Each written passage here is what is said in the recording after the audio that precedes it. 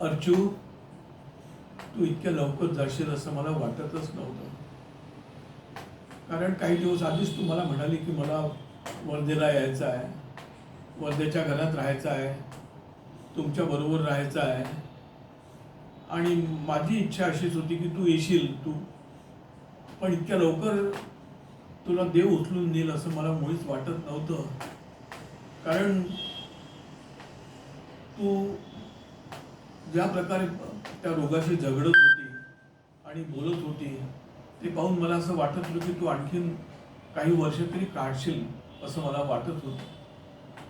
पण देवाची इच्छा नव्हती आणि तुला एप्रिल महिन्याच्या 15 तारखेलाच त्यांनी उचलून नेलं. हे ऐकून मला खूपच, म्हणजे मी पाहिलं, तुझा चेहरा मी लगेच पाहिला, मला विश्वासच बसेना. आणि मला सारखं त्या दिवशीपासून चुकल्यासारखं वाटतं आहे. I miss you very much Archana, I miss you very much. तुझं बालपण मला आठवलं. सगळ्यात जास्त लाड तुझे सगळ्यांनी केले, कारण तुला सगळ्यांचं प्रेम मिळालं.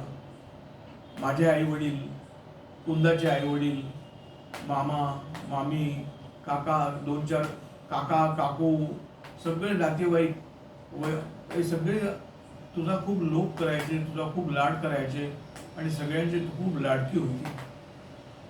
लहानपणापासून तुझं कसंही ते हट्ट नव्हता. पण तू कोणतीही गोष्ट मला आठवत नाही की तू मला मागितली आहे किंवा त्या गोष्टीसाठी तू अडून बसली आहे असं मला मुळीच वाटत नाही. लहानपणापासूनच तुला वाचनाची खूप आवड होती, छोटे छोटे पुस्तकं वाचण्याची वगैरे, आणि अभ्यासाची खूप आवड होती. आणि इतकी आवड होती की आपण सोमण्यांच्या घरात ज्या वेळेला आलो त्यावेळेला सोमण्यांच्या घरापासून रिक्षा जेव्हा बंद होता तेव्हा तू पायी मुलींबरोबर 5 किलोमीटर पायी जायची आणि पायी यायची. नंतर मग आपण रिक्षा चालू पुन्हा केला. त्यानंतर तुझं कुठल्याही कपड्याच्या बद्दल कधीही हट्ट नव्हता. आईने शिवलेले कपडे तुम्ही सगळ्याच बहिणी घालायच्या, पण कधीही तुम्ही मला अमुका फ्रॉक पाहिजे, अमुकच पाहिजे या गोष्टीसाठी हट्ट धरला नाही. कोणत्याही गोष्टीसाठी तुम्ही जेवताना सुद्धा ते आम्हाला हे आवडत नाही, ते आवडत नाही असं केलं नाही. जे पानात होतं ते सर्वांनी खाल्लं. आणि म्हणून मला तुला मुलींचा अतिशय अभिमान वाटतो, तुझा विशेष अभिमान वाटतो, कारण तू सगळ्यात मोठी होती आणि आपल्या बहिणींना सांभाळून घ्यायची. त्यानंतर तू शाळेत जायला लागली. मी तुला शाळेत घेऊन जात होतो, नंतर उचलून देत होतो पुष्कळदा. नंतर तुला सायकल घेऊन दिली. सायकल तुम्हा लोकांना आजोबांनी शिकवली पहिल्यांदा लहानपणी. तू ज्या वेळेला अगदी 5वी-6वीत होती त्याच वेळेला आजोबांनी तुला सायकल शिकवली आणि सायकलने तुम्ही मग वापरायच्या.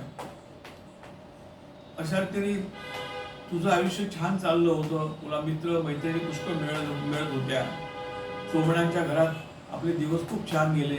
त्याच्या अगोदर आपण यांच्या घरात होतो, पमाताईंच्या घरात. त्या पमाताईंच्या घरामध्ये आपले दिवस खूप चांगले गेले. आणि नंतर आपण इकडे राहायला आलो सोमण्यांच्या घरात. त्यावेळेला तिथून मग तू कॉलेजमध्ये वगैरे जायला लागली. पुढे तू अभ्यासात कधीही कोणाला त्रास दिला नाही आणि अभ्यास खूप चांगला केला आणि प्रत्येक वेळेला परीक्षेमध्ये तू चांगले मार्क्स मिळवले.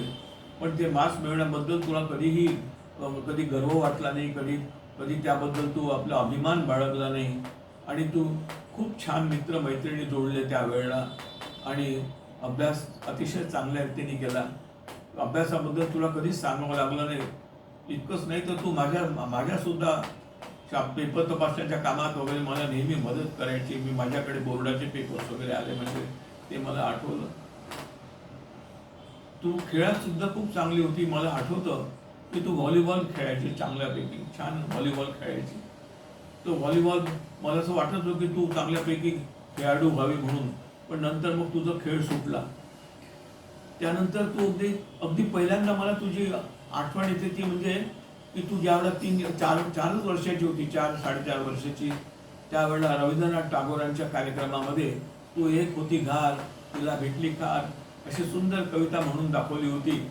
आणि एकदा सारखी पडद्याकडे पाहायची, आमच्याकडे पाहायची आणि मग लोकांकडे पाहायची. ते दृश्य मला अजूनही आठवतं.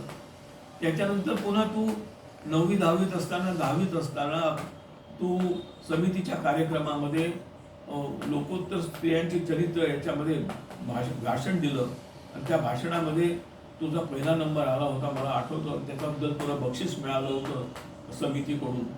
तर ते पुस्तक सुद्धा आम्ही खूप वर्ष जपून ठेवलं होतं, मासिक ते.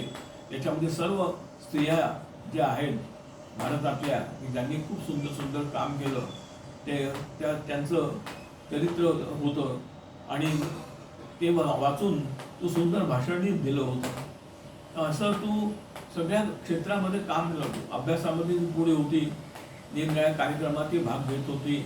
फक्त तू गाणं तेवढं आपलं वाढवलं नाही किंवा वाढवू शकली नाही.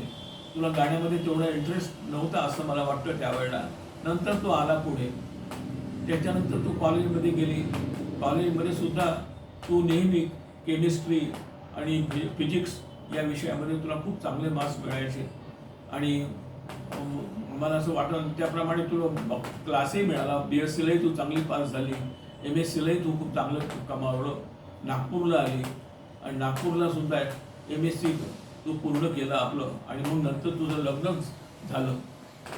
तर त्याच्यामुळे लग्नानंतर मग जेव्हा तू पुन्हा तुम्ही याला गेले, अलिबागला गेले. अलिबागच्या कॉलेजमध्ये तू लेक्चरर झाली. त्याचा मला अतिशय अभिमान वाटत होता. मी आलो होतो त्यावेळेला अलिबागला पाहायला, तुझा संसार पाहायला मी आलो होतो.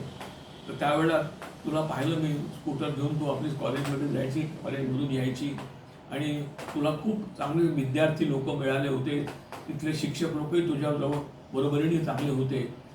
तर म्हणून मला खूप तुझ्याबद्दल आशा होती आणि तू अमेरिकेत सुद्धा नोकरी जी केली ती नोकरी इतकी चांगली केली की त्याच्यामुळे तिथले सगळे लोक जे होते ते तुझ्यावर खूप प्रेम करायचे आणि ते आणि तिथे तू इतकं मनापासून काम केलं सगळं की ते काम लोकांना खूप आवडलं आणि तुझे एम्प्लॉयर्स जे होते ते तुझ्यावर अतिशय खुश होते.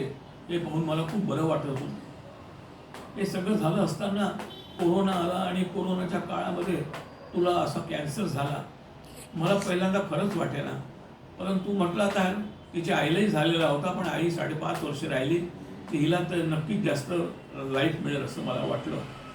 परंतु तुझं ऑपरेशन झालं आणि ऑपरेशननंतर काही दिवसानंतर तू पुष्कळशी बरी झाली. पियुषच्या लग्नापर्यंत तू खूप चांगली दिसत होती, चांगली वागत होती, चांगलं भाग घेतला पियुषच्या लग्नामध्ये तू आणि अतिशय पुढे होऊन त्याचं लग्न वगैरे व्यवस्थित करून घेतलं.